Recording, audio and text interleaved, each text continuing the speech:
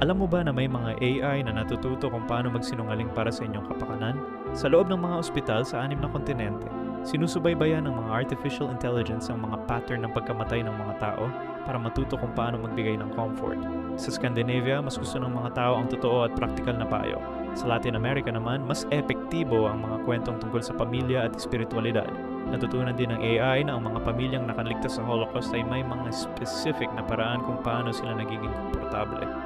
Ang mga immigrant communities ay nangangailangan ng kombinasyon ng tradisyon ng kanilang homeland at medical framework ng bagong bansa. Patuloy na nag-o-update ang sistema base sa real-time data mula sa buong mundo.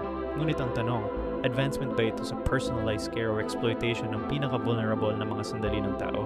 Ginagamit ba natin ang AI para sa mas magandang pag-aalaga o para sa mas sophisticated na emotional manipulation? Ang sagot ay maaaring magbago ng ating pananaw sa teknolohiya at compassion.